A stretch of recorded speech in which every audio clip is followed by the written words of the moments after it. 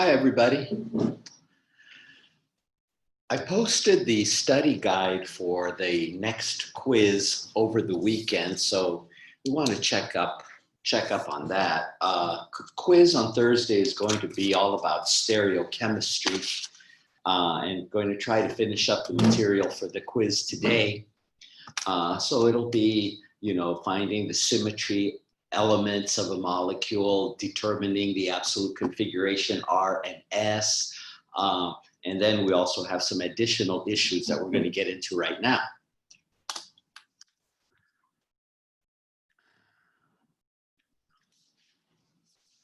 Okay. Try to position this where I like it. Okay. So I want to talk first of all about a further implementation of the Kahn-Ingold-Prelog RS system, and that is concerning the nomenclature of the double bond. So stereochemical nomenclature of the double bonds. All right, and so when we talk about double bonds, I guess most of the time we're talking about the carbon-carbon double bond, but it doesn't have to be the carbon-carbon double bond. It could also be a carbon-oxygen or a carbon-nitrogen, or maybe even sometimes a nitrogen-nitrogen double bond, whatever it is. Okay, so let's concentrate first of all on the carbon-carbon double bond. One of the points that we made last week when we were talking about the rotation of organic molecules, we made the point that carbon-carbon double bonds do not rotate because the activation energy for the rotation of a carbon-carbon double bond is on the order of 250 kilojoules per mole. That's a lot. And so that amount of energy is normally not available, certainly not at room temperature. So that carbon-carbon double bonds, alkenes, are configurationally stable. So they don't rotate. So that being the case, we want to have a way of designating the stereochemistry of some double bonds and contrast that to the stereochemistry that might be found in another arrangement around a double bond. So I'm going to go through the steps. Step number 1, find the stereogenic double bond. And again, this doesn't have to be a carbon-carbon double bond. It could be a carbon-nitrogen or even a nitrogen-nitrogen double bond. Okay, and so a stereogenic double bond is a double bond where you get a different compound when you switch the substituents at one end of the double bond. It doesn't have to be, it could be either, the end at the top or on the right, or the end at the bottom or on the left, whatever. So something like this, picture's worth 1,000 words, they say. Something like this guy, I'm going to switch these two hydrogens, right? I'm looking for the stereogenic double bond. I'm going to switch these two hydrogens, and do I get a different compound? So different question, no. So the conclusion is that the double bond is not stereogenic. All right, so now let's start out with this very same molecule, and now let's switch the substituents at the other end of the double bond.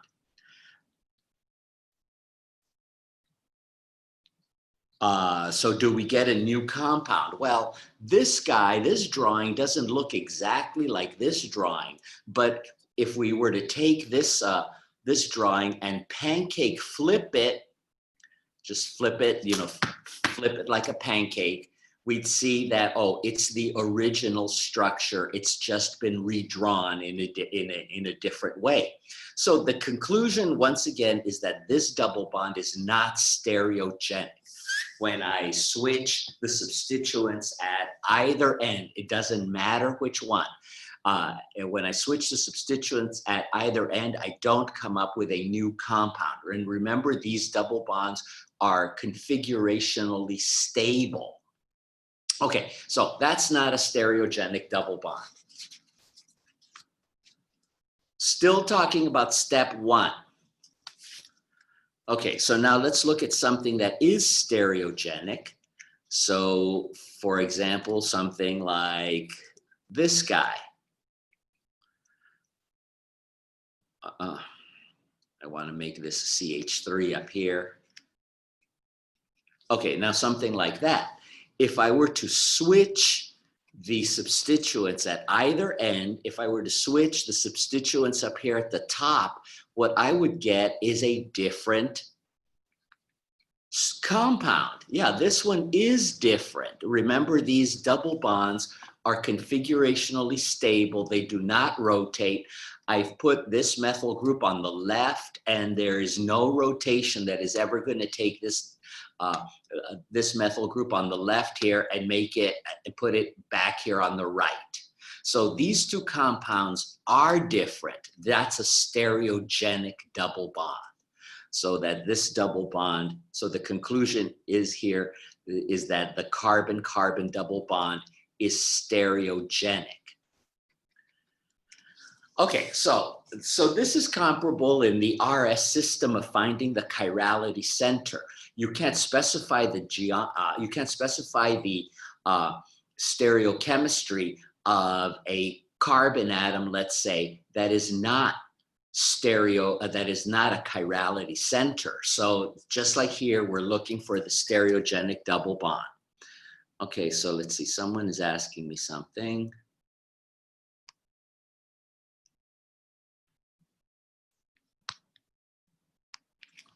Okay, so why are these two different?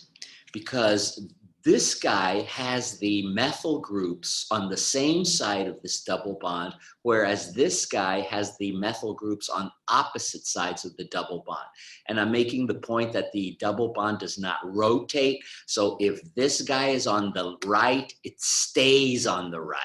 This guy's on the left, it's going to stay on the left. So these two are different compounds. Okay, so that's step one of what we're doing. You're finding the stereogenic double bond. Now, there are two systems of nomenclature.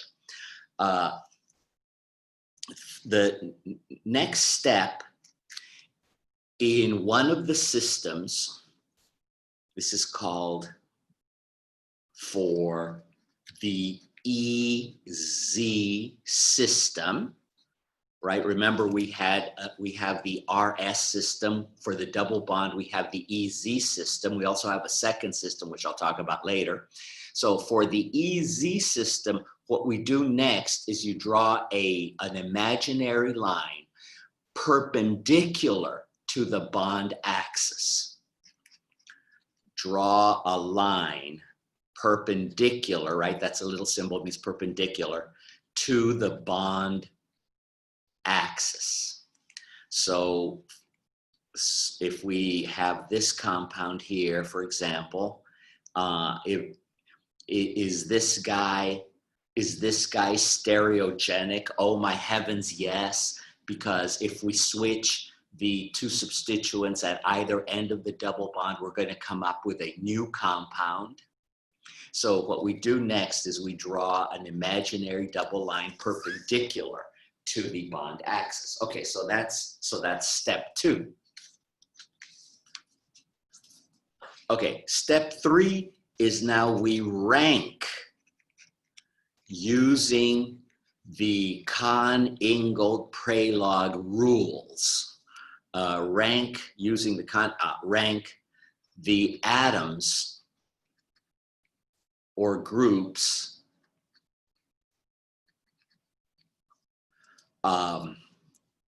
on either side, well, not either, let's say on both sides of the imaginary line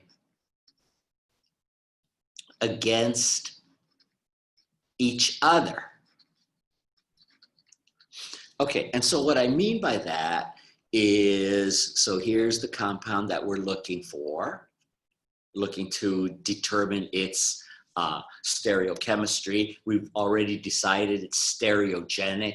We've drawn this imaginary line. And now the next step is the ranking according to the Kohn-Ingold-Prelog rules of the two substituents on one end, on one side of this imaginary line. You're ranking them against each other, and then you're ranking the substituents on the other end, the other side of this imaginary line against each other. You're not ranking 4 groups against each other. You're ranking 2 groups against each other on one side of this imaginary line, and you're ranking 2 groups below this imaginary line against each other, right? You're not ranking all 4 groups against each other. It's just what's the ranking on top on one side of this imaginary line, and what's the ranking on the other side of this imaginary line. Okay, so now we're going to do that. So chlorine has a higher atomic number than hydrogen. That's the ranking on one side of the imaginary line. Now the ranking on the other side of the imaginary line, chlorine has a higher atomic number than fluorine. So there are the rankings, right? So just to repeat, you're not ranking 4 groups against each other. You're ranking the 2 groups on one side of the imaginary line against each other. And then you're ranking the 2 groups on the other side of this imaginary line against each other. Okay, and so now,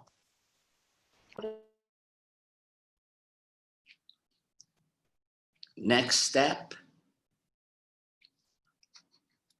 connect the winning groups. If you have to cross the carbon-carbon double bond, then we say that that double bond has the E configuration. And E, this comes from the German word entgegen, which means across. If you don't cross the carbon-carbon double bond, when you connect the winning groups, that double bond is said to have the Z configuration. And Z comes from a German word zusammen, which means together. Okay, so I'm going to do that with this molecule up here. I see there's my, there's chlorine, he's 1. There's chlorine, he's 1. I'm connecting the winning groups. That's the winner. That's the winner. And you see, to connect them, I have to cross the double bond. So this molecule has the E configuration. That double bond has the E configuration. And the official name of this molecule would be 1E. So once again, I'm telling you where the double bond that I'm talking about is. This would be at carbon 1. I'm telling you what its the configuration of the double bond is. It's E. This would be 1E, 1,2 dichloro, 1-fluoro, F1-ene. And as usual, the stereochemical descriptor, that 1E, is the very first thing that we encounter in the name. This is similar to when we have chirality centers and we have R and S. We put the absolute configuration at the very front of the name, and then we usually specify which carbon atom has which absolute configuration. It's the same thing here. 1E. That means carbon 1 has the E configuration. Okay, So let's try it again. Let's try it again with a different, different molecule. So what about something like, all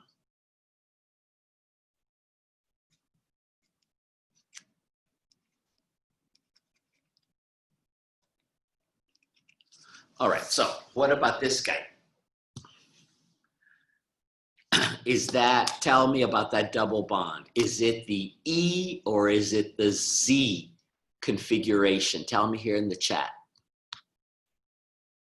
This double bond here, is it E or is it Z?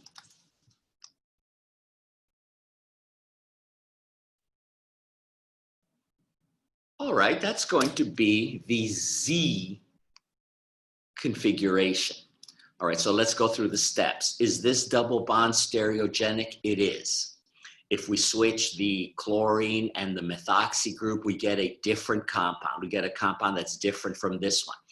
Or if we switch this ethyl group and this hydrogen, we're going to get a different, different compound. So that's a stereogenic double bond. We draw an imaginary line perpendicular to the bond axis, and now we're ranking the substituents on one side of this imaginary line against each other, and then we rank the substituents on the other side of the double bond against each other, and then connect the groups that win. Okay, so on this side, we have a carbon versus a hydrogen, so the carbon wins. On this side, we have an oxygen versus a chlorine, the chlorine wins. So that's my winner on one side of the imaginary line. There's my winner on the other side of the imaginary line. And to connect them, I don't have to cross the double bond, so that is the Z configuration of that double bond. And so the name of this compound, let's see if I can cook it up here. Yeah, 1Z, 1 chloro, 1 methoxy, 1, 2, 3, 4 bute, 1 ene. Okay, so that's the first system of double bond nomenclature, the EZ system. And it can be used anytime you have a stereogenic double bond. And there is another system, and that is the cis-trans system. But the cis-trans system cannot be used all the time. So let's just make a little point of that. Can use the EZ system for any stereogenic double bond. The other system is the cis-trans system, but that has limitations, that has restrictions on its use. Okay, in the cis-trans system, we saw these words earlier. We saw these words in use with rings, but now we're using these very same designations, but now with with double bonds. Cis-trans in use with double bonds. And here's our all-important requirement here. And if this requirement is not satisfied, you can't use cis and trans, you must use the EZ system. The requirement is that both atoms forming the double bond must be bonded to an equivalent substituent. Okay, so let's look at some examples of where cis and trans would be appropriate, and then some examples where cis and trans would not be appropriate, and then we can go through the step-by-step of determining whether the configuration is cis or whether it's trans. All right, so something like this.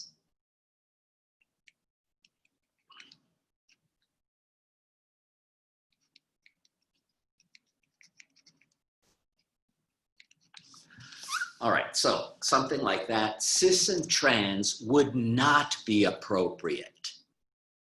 Don't use cis and trans. Here we use EZ because this carbon up here, he's bonded to a hydrogen and a methyl.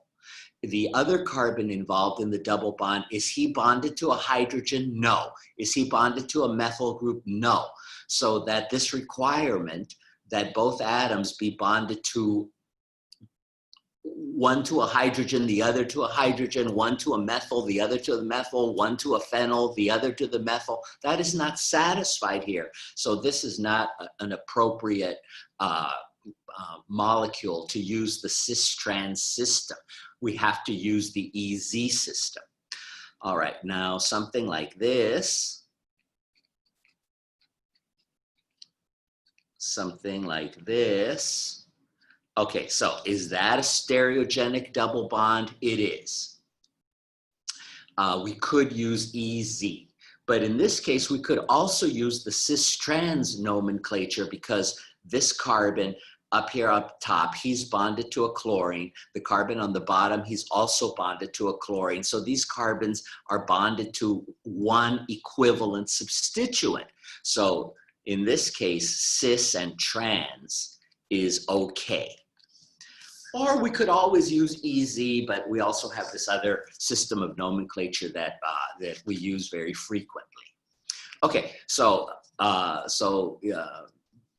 that's when you can use cis-trans, and that's when you can't use cis-trans. The carbon, the atoms that form the double bond must be bonded to one of the same thing. Okay. So now we can go through the steps. Steps for cis-trans. First step, of course, would be to find the stereogenic double bond. Next step, make sure cis and trans will be appropriate, right? And we just talked about the rules for determining its whether it is appropriate or not. And then the next thing that we would do is you draw an imaginary line, but this time parallel to the bond axis. Okay, last step here is the equivalent substituent on the same side of the line? Question. If yes, then that double bond is said to have the cis configuration. And cis, this comes from a Latin word that means on this side. Okay, if no, that double bond is said to have the trans configuration. And trans comes from a Latin word that means across. All right, so let's do this. Let's try this out.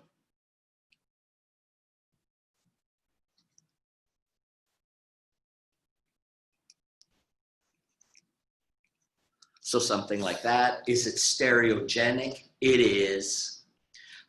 Is cis and trans appropriate? Yes. The atoms that form the double bond, they are bonded to, they have a substituent in common. They're both bonded to a phenyl group. And now we draw the imaginary line perpendicular to the, parallel to the bond axis. And what about that equivalent substituent? Is it on the same side or is it on different sides of this line? Well, it's on different sides. So this has a trans configuration. And the official name, so right, that this guy and this guy, they're on different sides of this imaginary line. So, but now when we write the name of this compound, it's handled in a different way from the EZ system, in that for the cis-trans system, no numbers.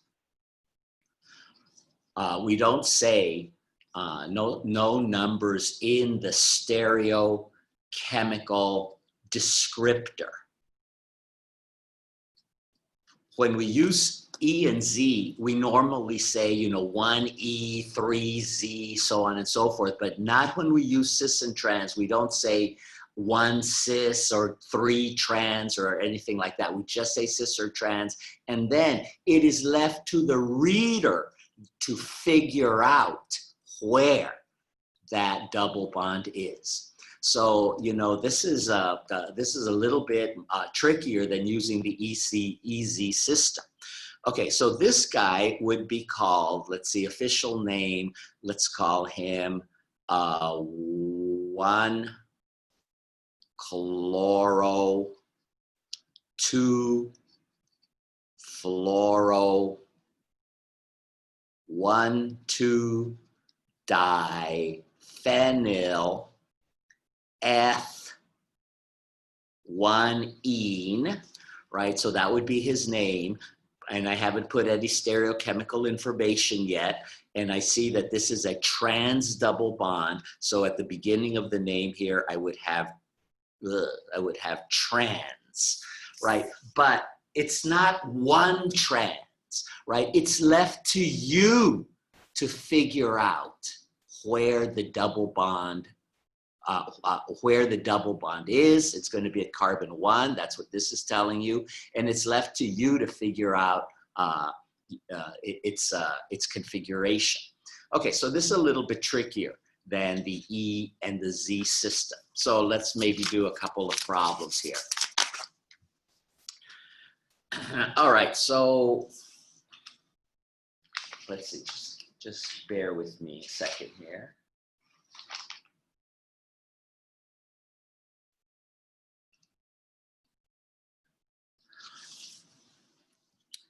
All right, let's draw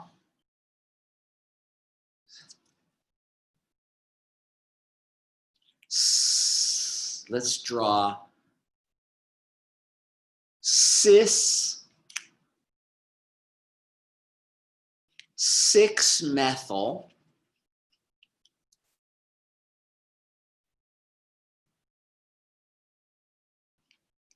hepta 1,4-diene. Cis 6-methyl hepta 1,4-diene. I hope that's right. 1, 2, 3. Yeah. Okay. So how would I attack a problem like this? Well, what I would probably do is just forget about the stereochemical descriptor for a moment, and let's just draw 6-methyl hepta 1,4-diene with that boring old zigzag the way we're used to doing. Okay, so 6-methyl heptadiene, 1, 2, 3, 4, 5, 6, 7. 6-methyl, 1, 2, 3, 4, 5, 6-methyl, 1, 2, 3, 4, 1, 4 heptadiene. So that's 6-methyl hepta 1,4-diene. But did I draw the cis? Well, this molecule has 2 double bonds in it. But this double bond over here at carbon 1 is not stereogenic, because if I have two hydrogens here, and when I switch these 2 hydrogens, I don't get a different compound. So this molecule has 2 double bonds, but it doesn't have 2 stereogenic double bonds. So that this cis must refer to the one and only stereogenic double bond in the molecule. But now it's left to you to figure out which bond that refers to. This guy has 2 double bonds, but the double bond at carbon 1, between carbon 1 and carbon 2 cannot be stereogenic, so cis doesn't refer to that. Okay, so what I did here is I drew by sheer bad luck, I drew the trans, right? I drew the trans double bond, where the common substituent, that hydrogen atom, is on different sides of this imaginary line that I drew parallel to the bond axis. So what I need to do to what I need to do to fix this is change the configuration of that double bond so that it is actually cis. Okay, so that is the cis form of this molecule. All right, so what I just went through is this is just how I would suggest, you can do this any way you want, but this is how I would suggest drawing these molecules from the name, is that just draw the molecule, ignore stereochemistry, just draw the plain old boring old zigzag, and then is that zigzag, does it have the correct stereochemistry? All right, so maybe let's try another one.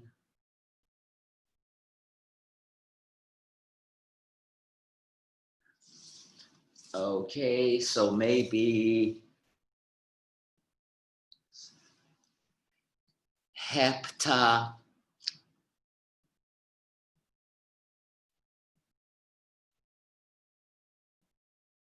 1,3-diene. Let's make it 1-chloro hepta 1,3-diene. And then what we would see in the name here would be maybe something like this, trans cis. What?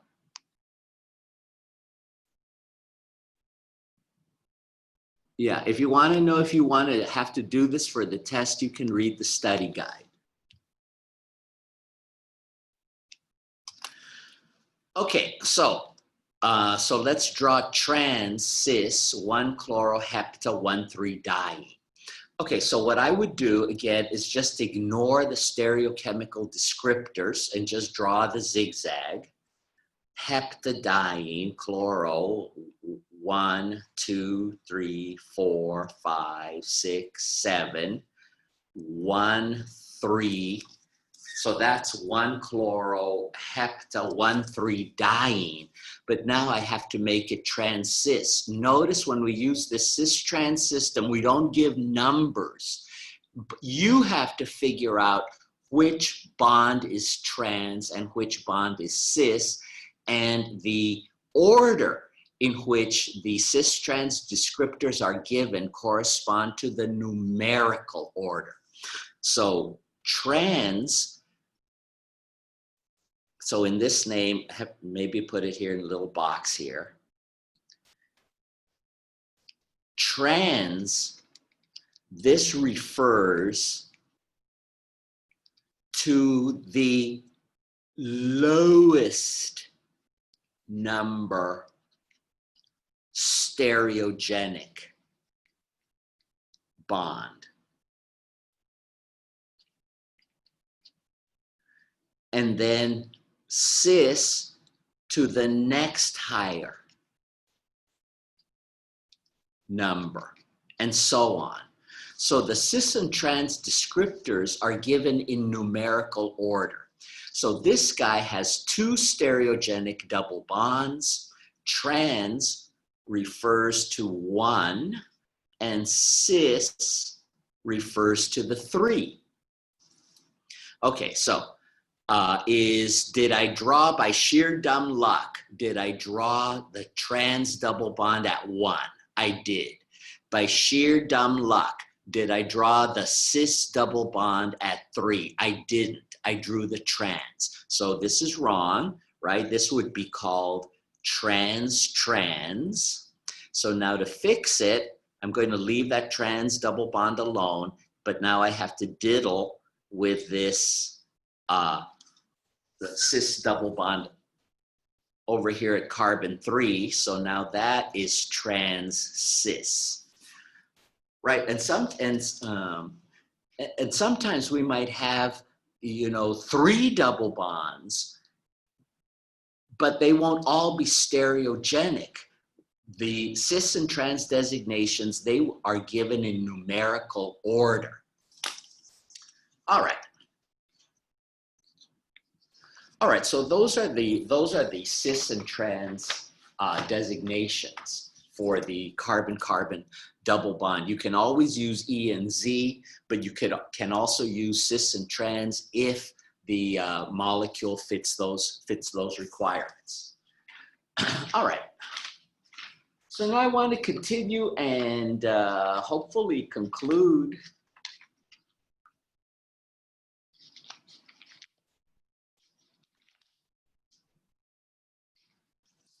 some of these stereochemical issues. All right, and so now what one need to talk about now is some stereochemical vocabulary.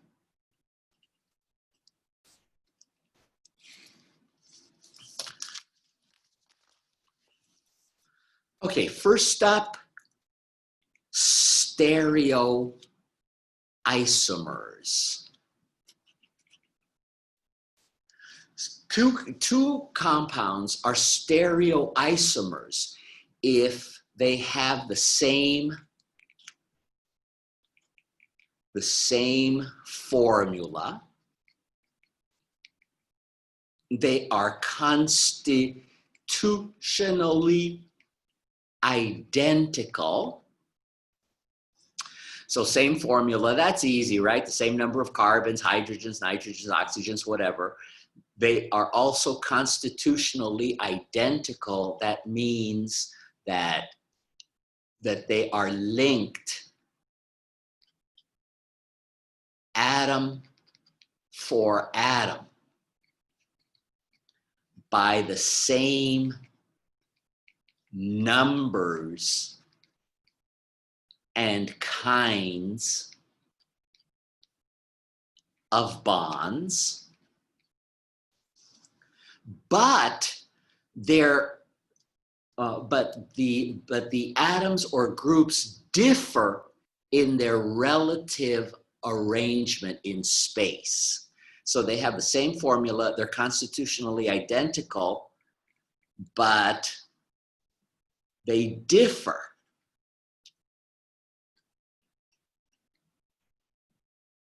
in the arrangement, in the relative arrangement of their atoms in space. Okay, so that's how we define a stereoisomer. So there's a lot here. Let's unpack what exactly stereoisomers would be. Okay, so we have something like this guy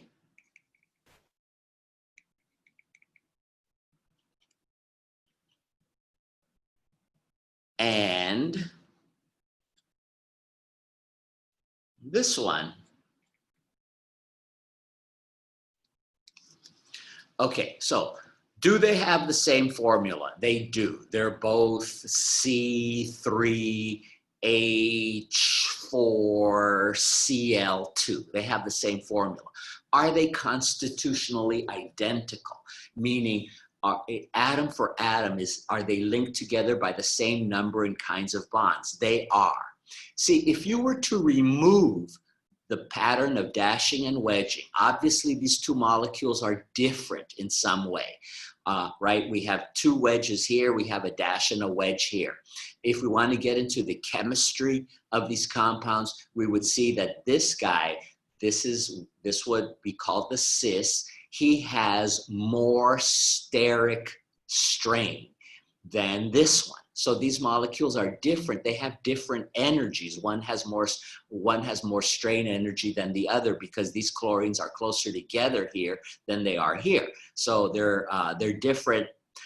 They're different. But if we were to remove the pattern of dashing and wedging, both of them could be represented like this.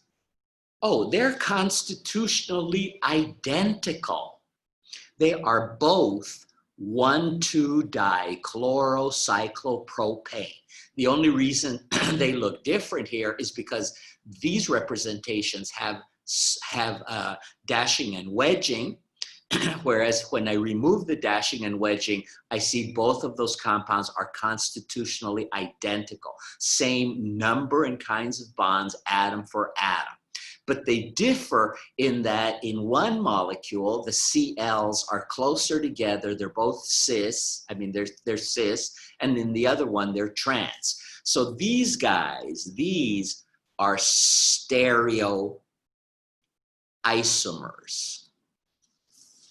All right, so that's how we define what stereoisomers are. Same formula, same constitution, but their atoms differ in how they are deployed in space.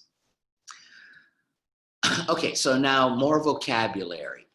Stereoisomers are divvied up into two big categories. So if two molecules are stereoisomers, they can be either enantiomers, right? That's a new vocabulary word here. They can be enantiomers, and the definition of enantiomers are non-superimposable mirror image stereoisomers. Okay, that's what enantiomers are. They are non-superimposable mirror image stereoisomers. Now, only something that is chiral can have an enantiomer, right? Because if you're looking at two molecules and if they are superimposable mirror images of each other, they are identical structures. If you're looking at two molecules and they're superimposable mirror images, they are identical structures. They are not enantiomers. So enantiomers are non-superimposable mirror image stereoisomers. The other kind of stereoisomer is the diastereomer. And the definition of diastereomer, this is easy.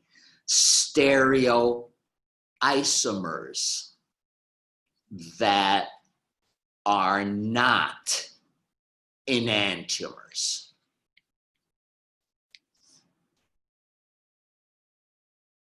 All right. All right, so that's a lot. That's a lot. Let's do some problems. But before we do that, I want to point out that these words, isomers, stereoisomers, enantiomers, diastereomers, these are relationship words, right? We don't say that something is a diastereomer. It's better to think of it as something has a diastereomer. Or it's better to think of this word enantiomer, not that something is an enantiomer, but rather that something has an enantiomer. Enantiomer, diastereomer, these are relationship words. Just like in daily life, the words father, mother, sister, and brother, these are relationship words. The word mother implies the existence of something else. It implies the existence of a child. Brother implies the existence of something else, a sibling, right? So it's best not to think about, well, is this an enantiomer or is this a diastereomer? No, it's best to think of these as, does something have an enantiomer or does something have a diastereomer? These are relationship words that imply the existence of another molecule. Okay, so once we get the definitions down, now we can do some problems and let's look at a bunch of molecules and see how they are related. Okay, so here's your menu. Here's your menu of choices, okay? constitutional isomers, constitutional isomers, enantiomers, diastereomers, and what about identical structures? And what about none of the above?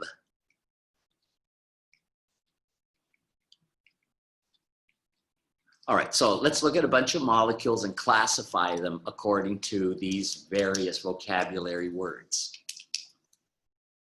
Okay, first up, how about this guy and this guy?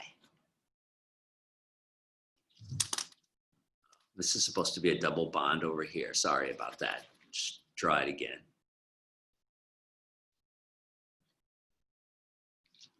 Okay, so tell me in the chat, how are these guys related? There's your menu.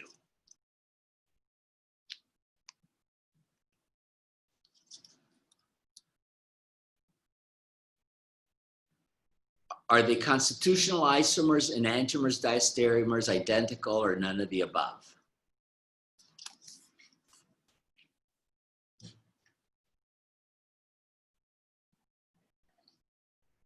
Anyone want to give it a shot?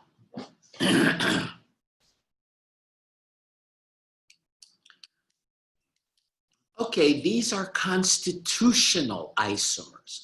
They have the same formula, but atom for atom, do they have are their atoms linked together by the same numbers and kinds of bonds? Oh my heavens, no. This molecule has a CH2 at one end of a carbon-carbon double bond. Where's the CH2 at one end of a carbon-carbon double bond over here? No, atom for atom, they are not linked by the same numbers and kinds of bonds. These guys are constitutional isomers. Okay, so what about something like this? So now we need to toughen this up a little bit. Maybe yes, maybe no.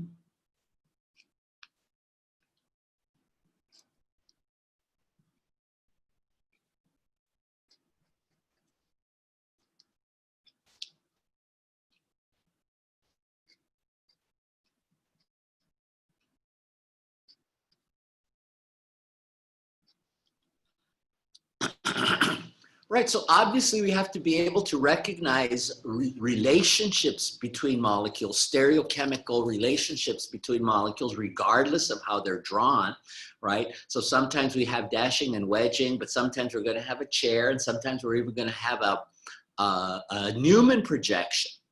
Okay, so tell me about this pair now. Tell me in the chat. Here's your menu of choices. What are these?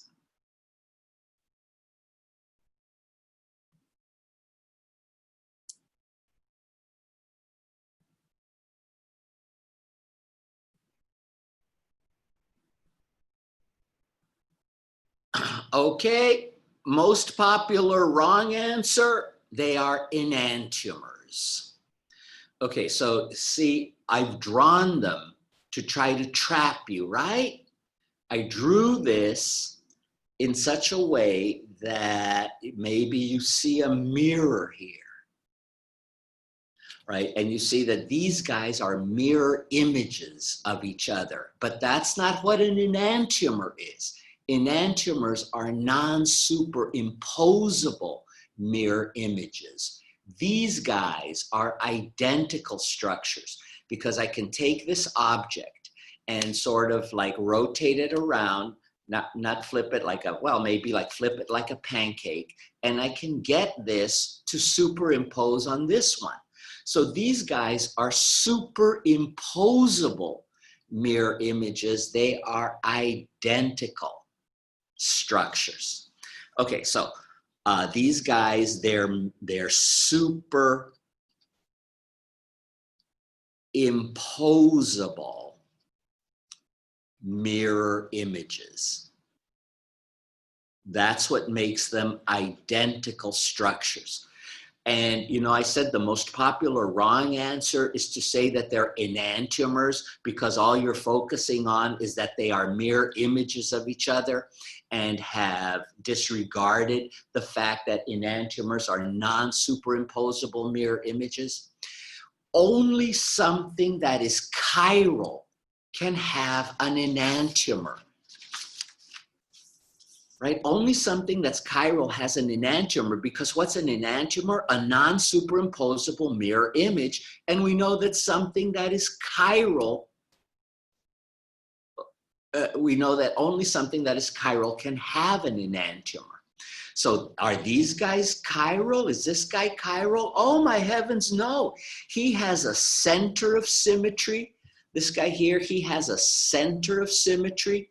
And he also has a plane of symmetry. He can't be chiral. He can't have an enantiomer, right? So regardless of how this is, how the image is written, this guy could never have an enantiomer. Here, so let's make a note of that. Can't have an enantiomer, and can't have an enantiomer. Why? Because it's not chiral. Only something that is chiral can have an enantiomer. Okay, so let's see, let's try again.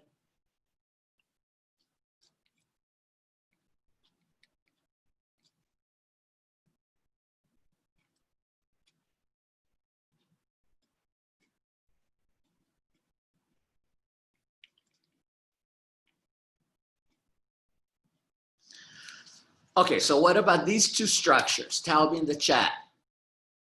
Constitutional isomers, enantiomers, diastereomers, identical, what are they?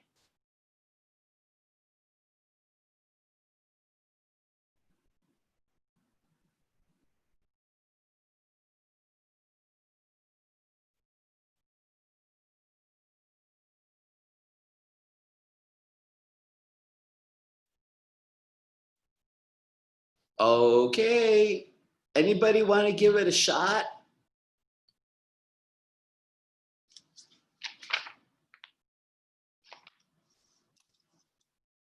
These guys are enantiomers. Once again, I've drawn them in such a way to suggest a mirror, right? And so these are mirror images of each other, but are they superimposable mirror images or aren't they? All right, so if I take this guy and try to lay it on top of this other one, what I need to do is I need to take this chair and pancake flip it. Right, so I'm going to do that. I'm going to pancake flip it.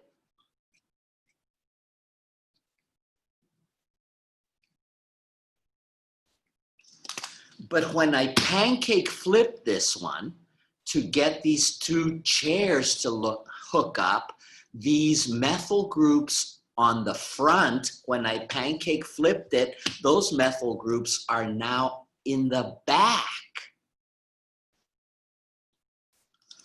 So the result of pancake flipping this guy to see whether I can lay it on top of the image has resulted in a structure that is not superimposable. When you pancake flip this guy, the methyl groups go to the back of the molecule. I need them in the front for superimposability. So these guys are mirror images of each other. They are enantiomers. They are non-superimposable mirror images of each other. They are enantiomers. Yes, so how are we doing? Okay, so let's try some more. Let's stick with the chair.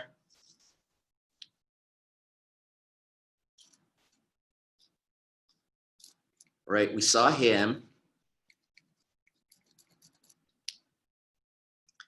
Oh, when we're talking about the chair flip, we also talked about the boat. Remember, that's the transition state. That's the molecule that is encountered as you go from one end to the other. So tell me about these guys. Are they, right, here's your menu. Constitutional isomers, enantiomers, diastereomers, identical, or none of the above. What are they? Tell me in the chat. Chair and boat cyclohexane.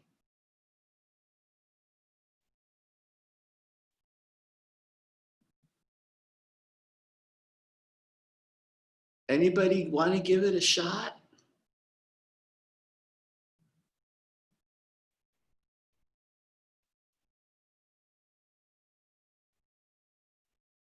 Oh, these guys are diastereomers. These are diastereomers. Do they have the same formula? They do. They're both cyclohexane. They're both C6H12. Atom for atom, the same numbers and kinds of bonds. CH2, CH2, CH2, CH2, CH2, CH2, CH2, CH2. If I hadn't given you a chair and a boat, maybe you would have thought of just the flat cyclohexane. They're constitutionally identical. Are they mirror images of each other? No. Neither superimposable or otherwise. They are diastereomers. They are stereoisomers that are not enantiomers. Okay, I'm going to take a break soon, but let's just try a few more problems. What about something like this? This molecule here, put some fat bonds here in the front. That.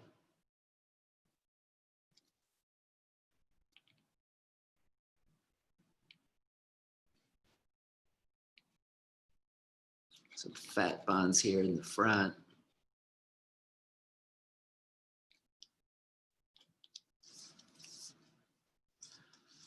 Okay, so once again, tell me how they're related. There's your menu, right? This is supposed to be a double bond over here.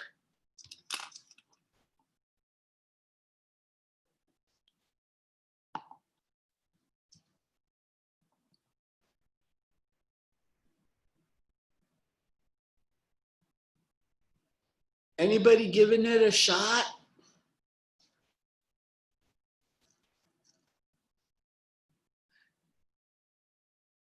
Well, stereoisomers is not on your menu.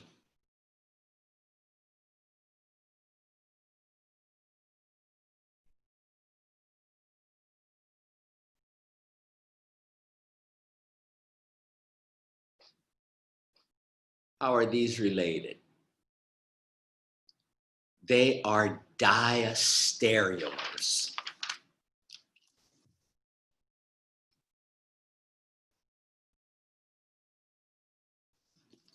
Okay, they have the same formula and the same order of linkage, right? Atom for atom, CH2, CH, then double bond to the back, and then CH, and then they have this stick-up feature here with a methyl group. They are constitutionally identical, atom for atom, the same numbers and kinds of bonds. So they're not mirror images of each other, because if you drop a mirror here, if these were mirror images, the double bond in the image would have to be over here on the right, on the left, but it stayed on the right.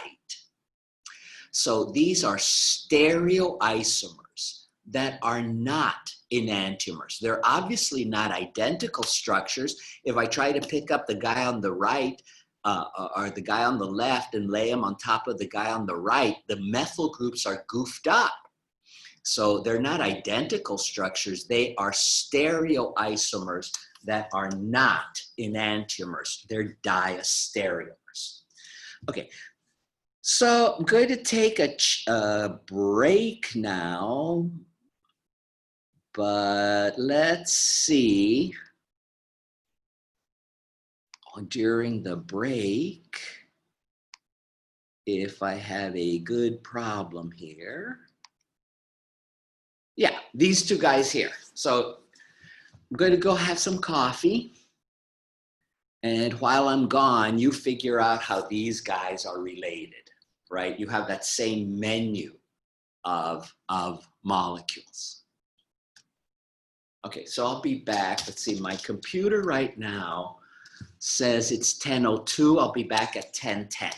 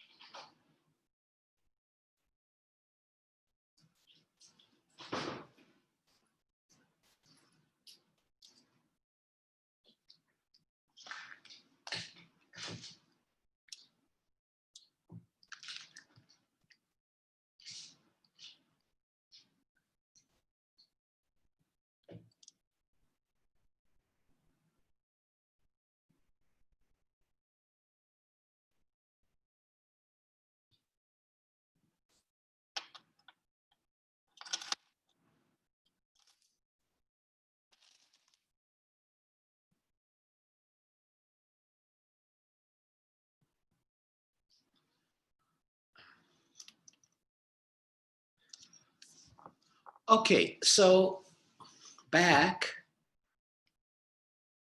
So how are these related? I think they are enantiomers, right? They are mirror images of each other, but they are non-superimposable mirror images. There's no way that you can get those all of those CLs to match up.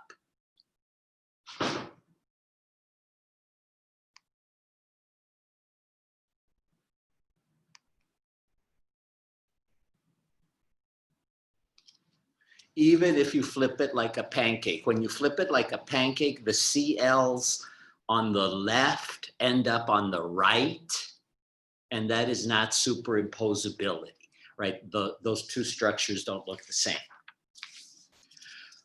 Okay, more vocabulary. Next up, meso. So if a compound is designated with this meso stereochemical descriptor, meso compound, this is defined as it has more than one chirality center, and it can exist in at least one non-chiral conformation. All right. So let's look at an example of something that would be meso.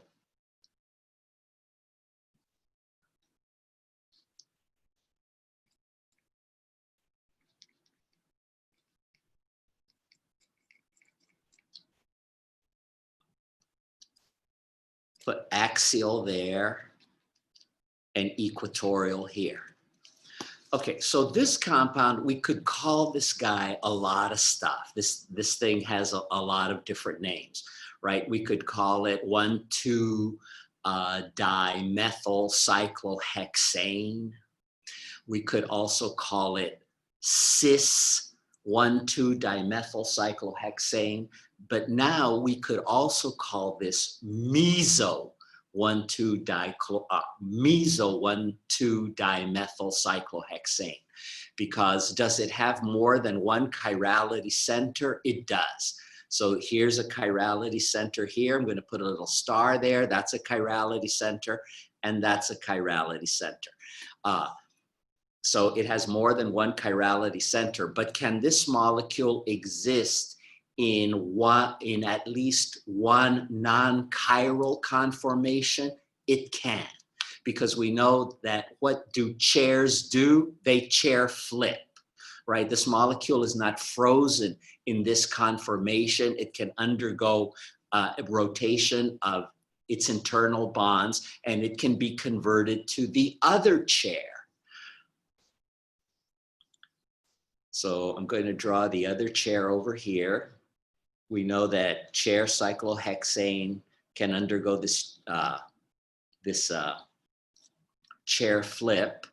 And so this equatorial methyl becomes axial, and the axial becomes equatorial. So it's undergoing this chair flip. But we know that the way that one chair becomes the other chair is it goes through the boat. And so if we were to draw the boat for this molecule, it would look like this.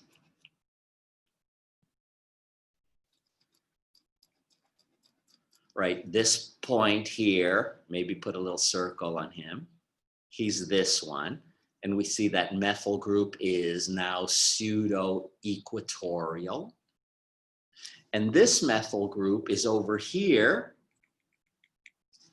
It's now there, and we see that there's a plane of symmetry, and that this conformation is non-chiral. Okay, and so then the rest of the chair flip happens, and now we're over here. So this guy is a meso compound. It has more than one chirality center, but it can exist in at least one non-chiral conformation. And for this guy, this happens to be the boat. So we know that chairs can flip, and this is how they flip. Going through this boat. So this guy can be labeled a lot of different ways, right? We could call this guy, we could call him cis 1,2-dimethyl cyclohexane, right? We could also call him, I'm going to try to figure out the R and the S of everything here. Let's see. So this is going to be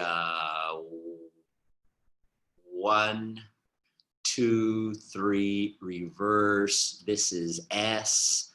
And this guy is going to be, let's see, 1, 2, 3 R. So we could call this 1R, 2S. 1,2-dimethyl cyclohexane. That's another word, that's another name for this very same compound.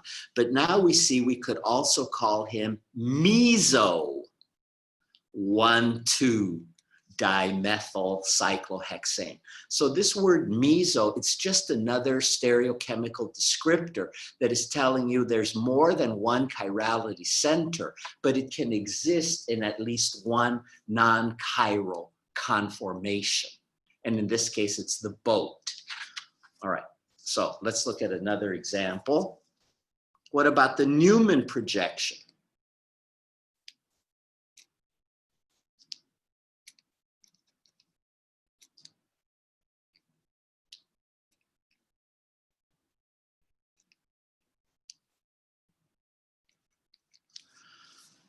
All right, this guy, he's also meso, because we know that chairs can flip. And what can a Newman projection do? A Newman projection can undergo this rotation from a staggered conformation to an eclipsed conformation. So if we were to draw the eclipsed conformation, I'm going to leave the carbon in the front alone. I'm going to draw the eclipsed conformation. I've eclipsed the hydrogens, I've eclipsed the OHs, and I've eclipsed the methyls. And we see that this guy, he has a plane of symmetry, which is the plane of the plane of the paper. The back is the mirror image of the front. So this guy has a plane of symmetry. It's non-chiral. It has more than one chirality center. So this guy is also a meso compound. And just like we saw before, that this thing can have many different names, right? We could call this guy, try to figure out the absolute configuration here in a hurry. So we have 1, 2, 3, that would be R. This could be called 2R, 3S, butane,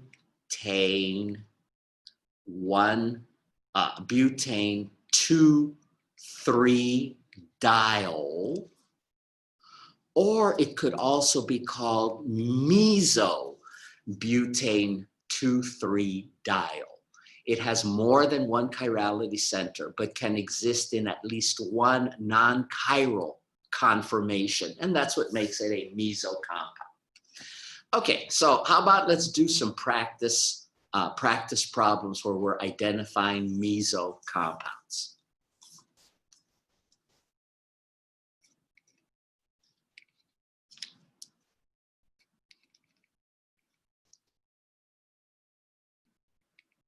All right, so tell me about this guy. Is he meso? Tell me in the chat. Meso, yes or no?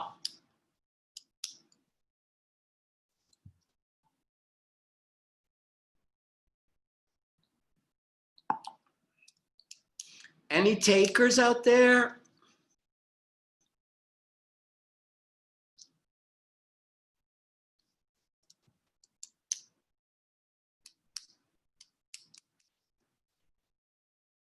Is this a could we call this meso 1,2-dichlorocyclopropane?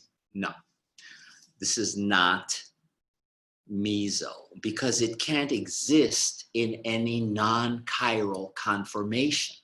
So is this guy chiral? Oh my heavens, yes. I don't see a center of symmetry. I don't see a center of symmetry. I don't see any planes of symmetry. It's chiral. But can it exist in a non-chiral conformation? The only way that this thing could be non-chiral is that if you were to break this carbon-carbon bond and rotate it around and end up with the cis stereoisomer. So you're not allowed to break you're not allowed to break bonds when you're looking for meso, because what you've done is you've destroyed the molecule and then you've constructed it back again. This guy, he's meso. This one, he has more than one chirality center, and he can exist in at least one non-chiral conformation. You're looking at it. It has a plane of symmetry. Okay, so let's do some more. What about this example here? Tell me about him. Is he meso? Tell me in the chat. True or false? Is he meso?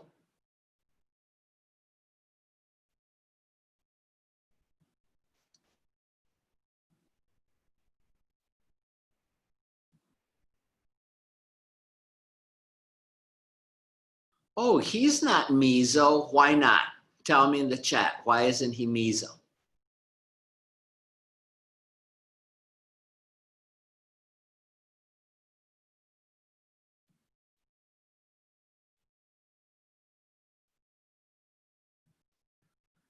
Okay, haven't seen the right answer yet.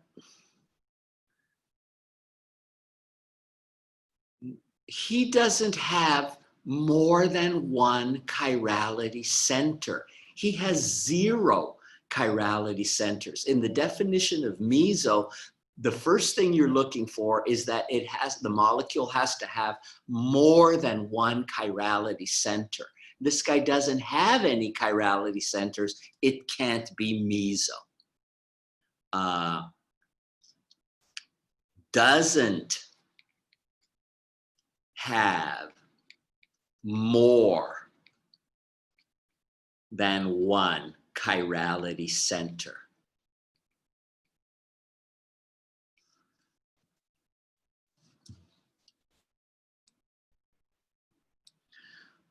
Okay, so let's try this problem again.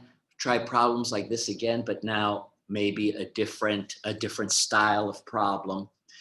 What if I were to say, draw meso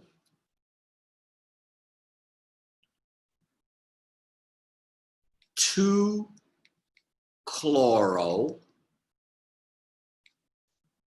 cyclopentane 1,3-diol.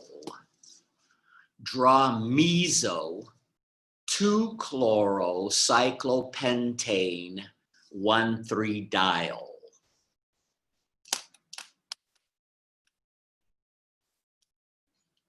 Meso 2-chlorocyclopentane 1,3-diol. Draw it.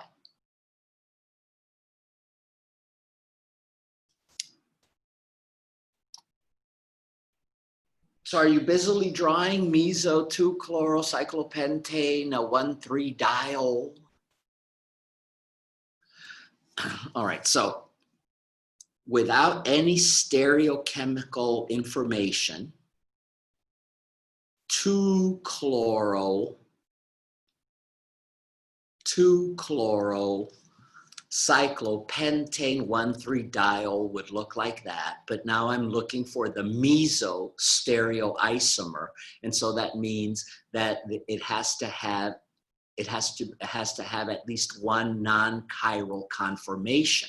So what I could do is just operating with this dash and wedge picture.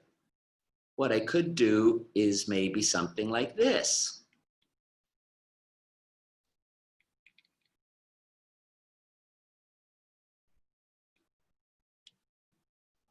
Oh, now with this pattern of dashing and wedging, now I see this is meso because I have a plane of symmetry.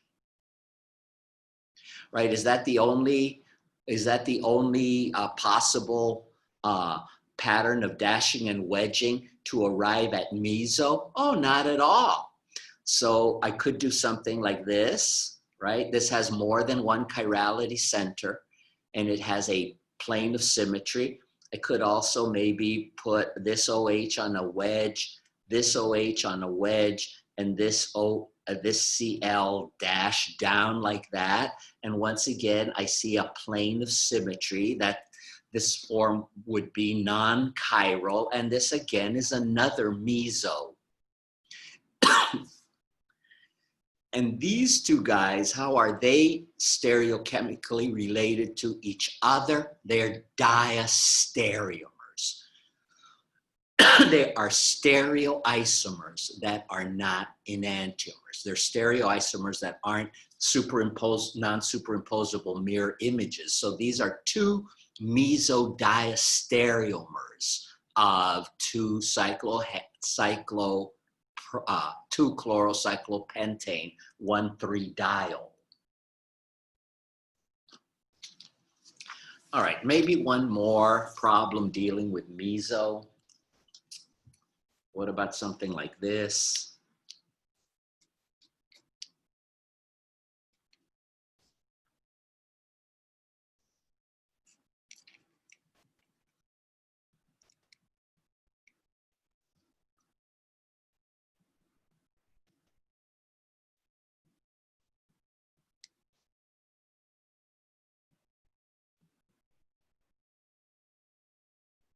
Start over.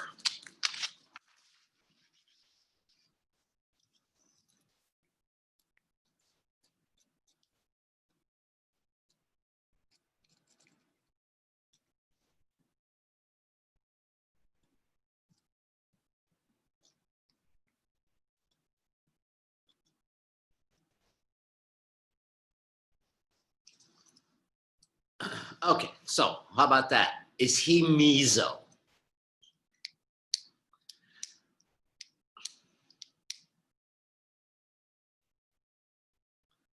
I have more than one chirality center, right? This is a chirality center there, and that's a chirality center there. But now, can this molecule exist in at least one non-chiral conformation? Hope I drew it right. Yeah, I did. Okay, so tell me, is he meso?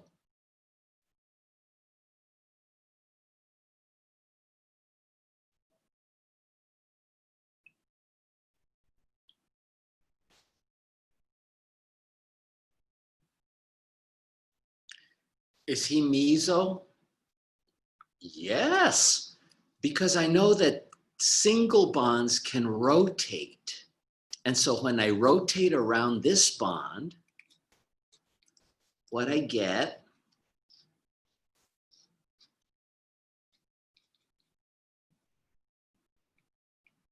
is, okay, so I'm going to push on this fluorine atom up here. I'm going to push on this fluorine atom. He's going to go to the back. And when I push on that fluorine atom, the chlorine comes up to the plane of the paper. It used to be sticking up out of the plane of the paper, but then I pushed it back so that it's in the plane of the paper. And now this hydrogen comes up over here. And I see that now this molecule has a plane of symmetry. It's not chiral. It can exist in at least one non-chiral conformation. So indeed, this molecule is a meso form.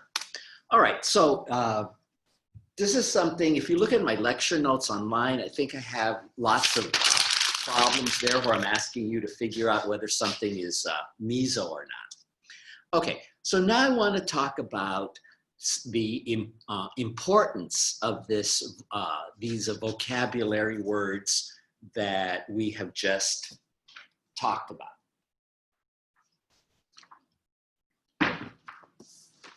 Or the application of these terms.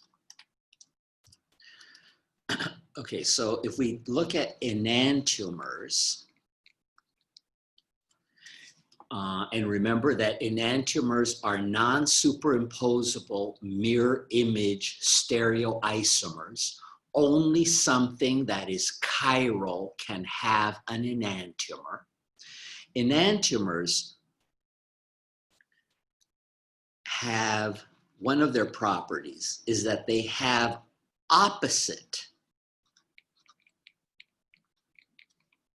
absolute configurations at each corresponding chirality center. So in other words, if I have a molecule that says, so let's say at C1, it has the R absolute configuration. At C2, it has the S absolute configuration. And let's say at C3, it has the S absolute configuration. The enantiomer is at C1, it has the S absolute configuration. At C2, it has the R absolute configuration. And at C3, it would also have the R absolute configuration. So enantiomers, they have opposite absolute configurations at all of the all corresponding chirality centers. So if we can go back to this example here, right? We have this guy.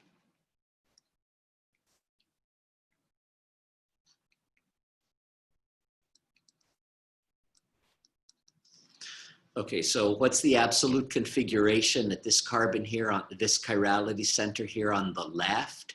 It's going to be 1, 2, 3 reverse. That's an R absolute configuration. And this guy is going to be 1, 2, 3. That's the S absolute configuration. The enantiomer,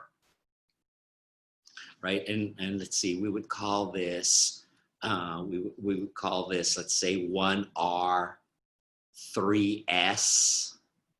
The enantiomer is going to be 1S, 3R.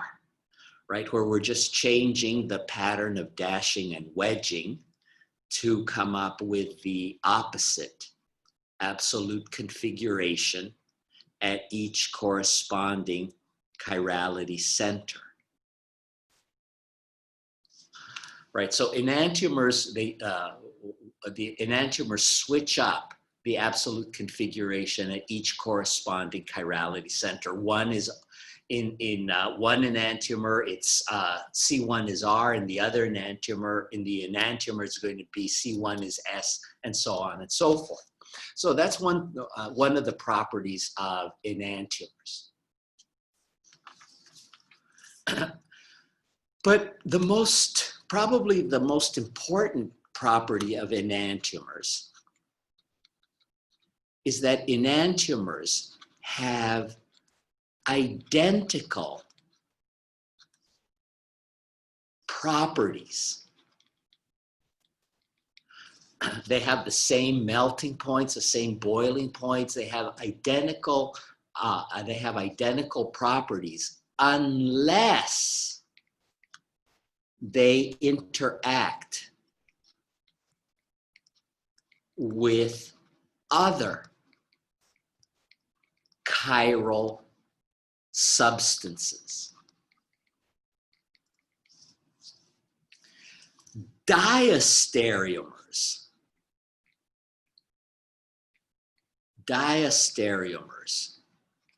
have different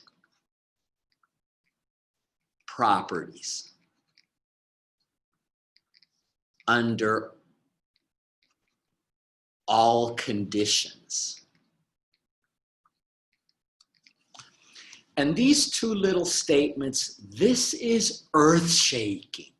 This is the reason that we are interested in stereochemistry in the first place. Enantiomers have identical properties unless they interact with other chiral substances. Diastereomers are going to have different melting points, boiling points, different solubilities. Every property is going to be different. Okay, so let's do a little cheesy little demo showing this relationship. Okay, so we said for a long time that your hands are the chiral objects par excellence, right? Your left hand is the enantiomer of your right hand.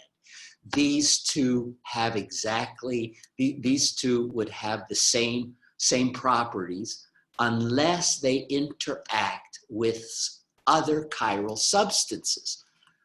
So for example, what I have here is there's my right hand. There's my right hand. It's chiral. It has an enantiomer. Here's a right-handed glove. It's chiral. It has an enantiomer. The right-handed glove is chiral. My right hand is chiral. When my right hand interacts with this chiral right-handed glove, that's one kind of interaction. That feels pretty good. But now, when the right-handed glove interacts with the left hand, let's try to put this on. Oh my God, that's very bad. No, I could never shovel manure or work in the garden or drive a nail or anything like that with this glove. So what we're showing here is that enantiomers, your left hand and your right hand, interact in a different way with other chiral substances. And that is earth-shaking because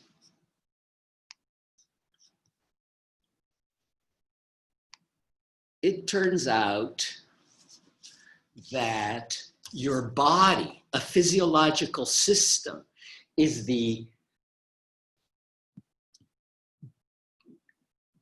chiral laboratory par excellence. All of your biological processes are mediated by enzymes, and enzymes are all chiral molecules.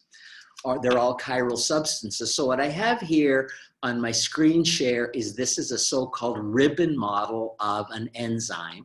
An enzyme has regions that are helical. It also has regions that have the so-called beta-pleated sheet. And so this is just a model for an enzyme. If you're lucky enough to take biochemistry, I'm sure the professor there will make a big doodah out of using these ribbon diagrams. And so these enzymes control all of your biological processes. They control metabolism. They can control sensory perception, recovery from disease, everything. Right? And if you look at this model of this enzyme here, you see it's chiral.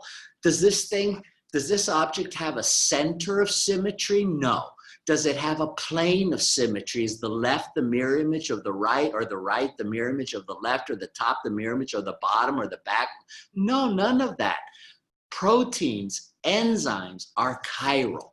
So here is a picture of the HIV-1 reverse transcriptase. This is the enzyme that the AIDS virus uses to gain entry into the cell. And we see those ribbons and the ribbons, and I mean the helices and all of this other stuff. This thing is chiral.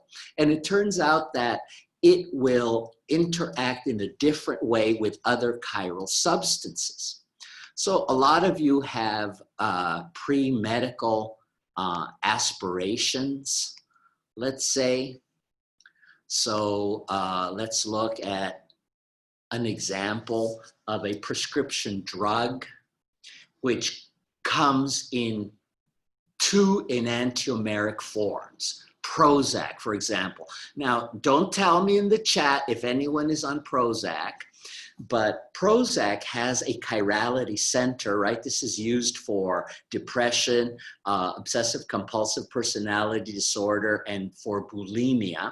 And this is the structure of Prozac here. I put a little blue dot on the chirality center. So Prozac comes in two different flavors. It comes in the R absolute configuration form and in the S absolute configuration form. Those are enantiomers.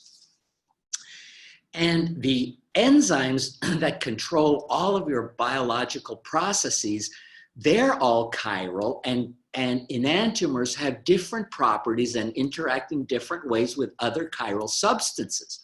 So that the R absolute configuration Prozac, that is metabolized faster than the S, but it leads to more suicidal ideation.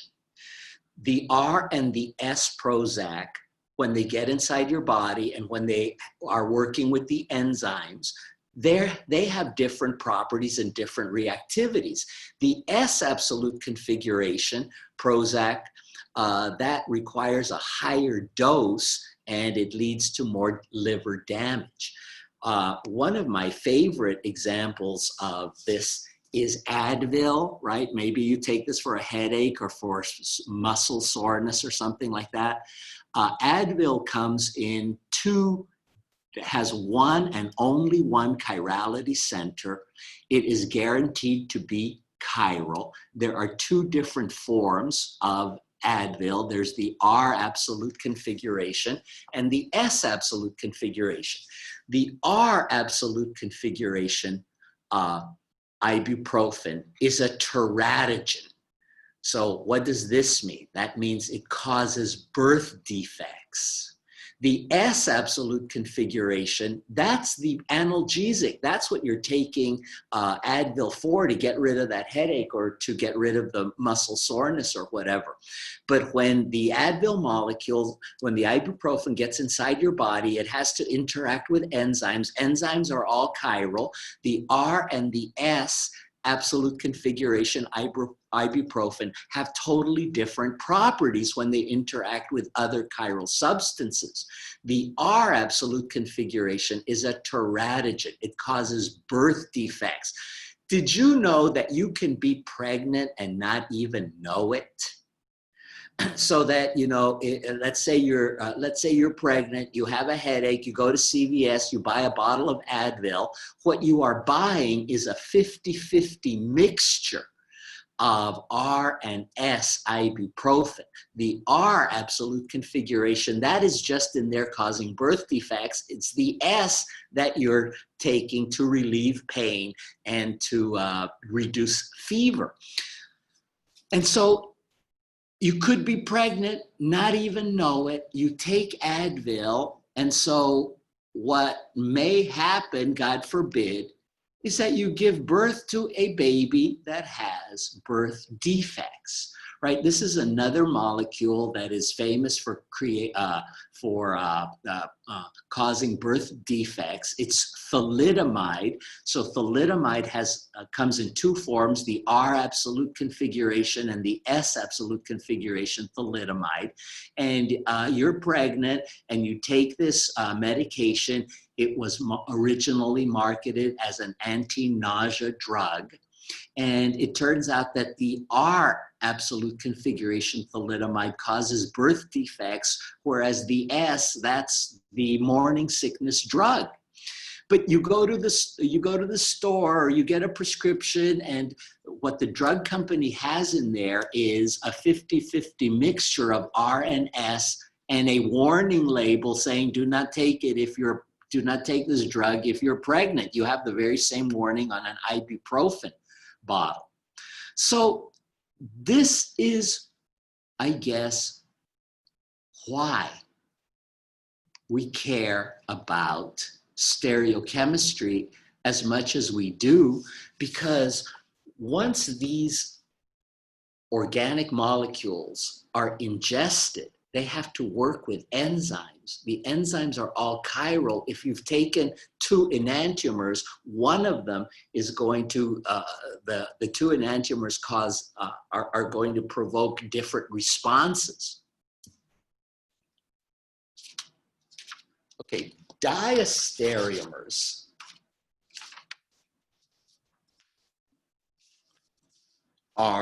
have different properties under all conditions, but these enantiomers, these enantiomers react in different ways with other chiral substances. Okay, so I just made the point that when you go to the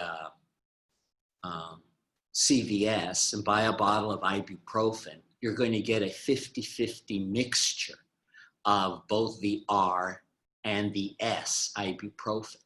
And the reason that that is happening is because it is extremely expensive and time-consuming to separate enantiomers.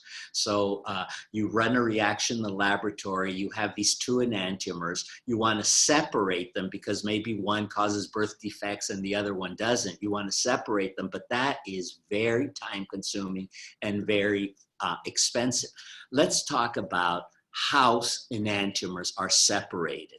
This is called resolution of enantiomers.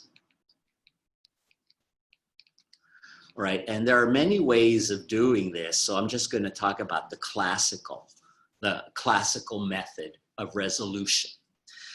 So let's say you have a beaker, and in this beaker, you have a mixture of, let's say, an R absolute configuration organic acid. Could be a carboxylic acid, but it has an R absolute configuration somewhere in the molecule. And you also have the S absolute configuration, carboxylic acid. So you have a mixture of two enantiomers. All right, so now you want to separate them. And so how these enantiomers would be resolved is now you add a base. You know, acids react with bases, but now what you want to put in, right now here you have enantiomers. Now you put in some kind of base, and that base is also chiral, and let's say that that base has an R absolute configuration somewhere in the molecule. So the R acid gets together, reacts with the R base. The S acid also reacts with the R base. And so now here in your beaker, what you have is R acid, R base, and S acid, R base. So the addition of this R absolute configuration base has now produced diastereomers. And diastereomers have totally different properties under all conditions. So adding this R base to this mixture of enantiomers has produced these two diastereomers, and you're hoping, if you've led a virtuous life, that one of these is more soluble than the other. So if you're lucky, If you're lucky, later, what you'll find in the beaker, if you've led a virtuous life, this never works for me because I have not led a virtuous life. What you find is that since these are diastereomers, right, they don't have opposite absolute configurations at every chirality center. RR, the enantiomer of RR would be SS, right? So these have totally different properties. You're hoping that one of those properties is solubility. So let's just say that maybe this R acid, R base remains in solution, and you have a chunk down here at the bottom of your beaker, you have a chunk of the S acid, R base, which has a different solubility, right? So now what you would do in the laboratory is you could filter the solid away from the liquid.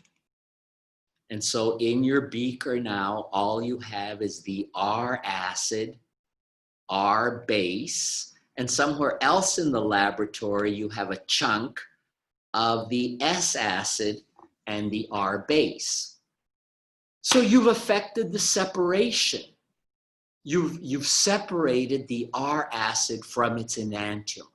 And so now to regenerate the R acid, what you would do here is now the acid likes to react with the base.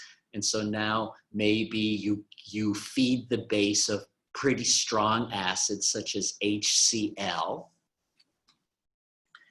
And what is going to happen now is that the R acid will remain in solution.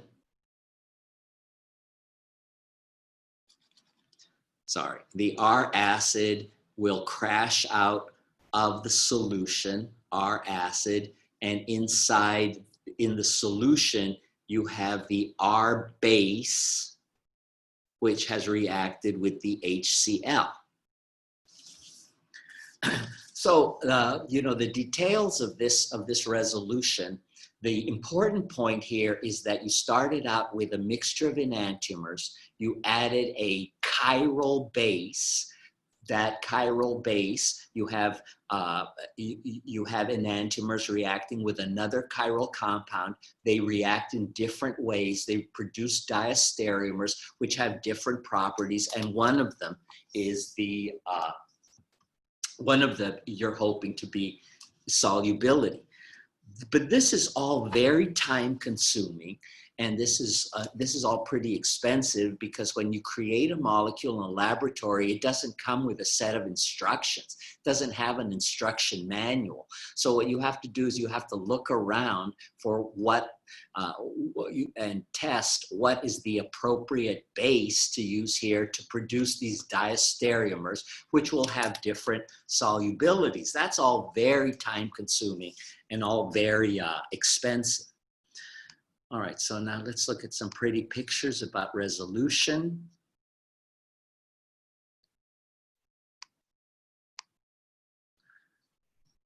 Okay, so here you have the R acid and the R base. They're in solution, they're enantiomers.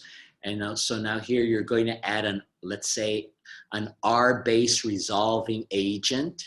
You end up with these two diastereomeric salts in the solution. If you're lucky, one of them will be more soluble than the other and will float to the bottom of the, crash out at the bottom of the beaker. You can filter it. And now you have the R base and the R acid in the solution. You add HCl. The R base would rather react with a strong acid like HCl than with a weak acid like a carboxylic acid. And so that affects the separation.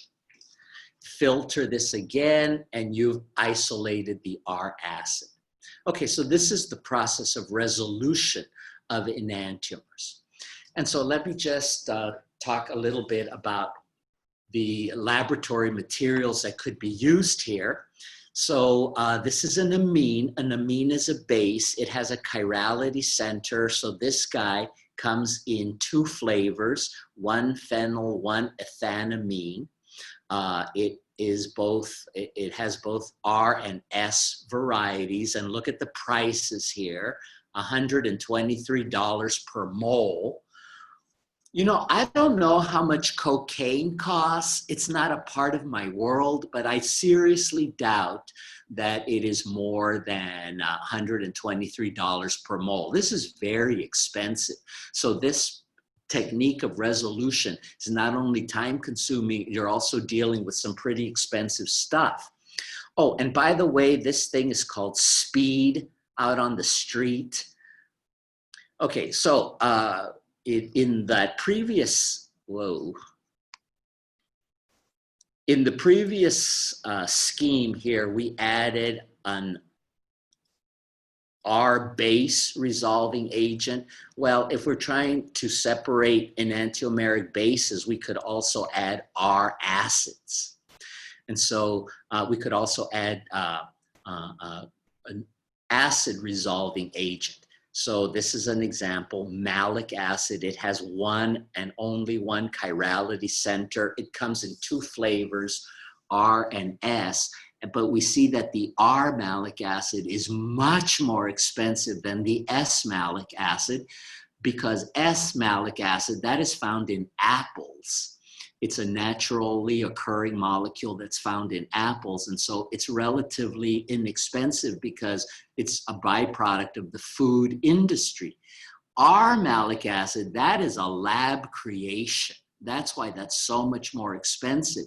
But when you're doing a resolution, maybe the R malic acid is going to be the only one that works. So this process of resolution of enantiomers, very time consuming, very expensive. Okay, so I have one more little nugget to share with you, but time is about to expire. So we'll finish up the material for the quiz tomorrow. Okay.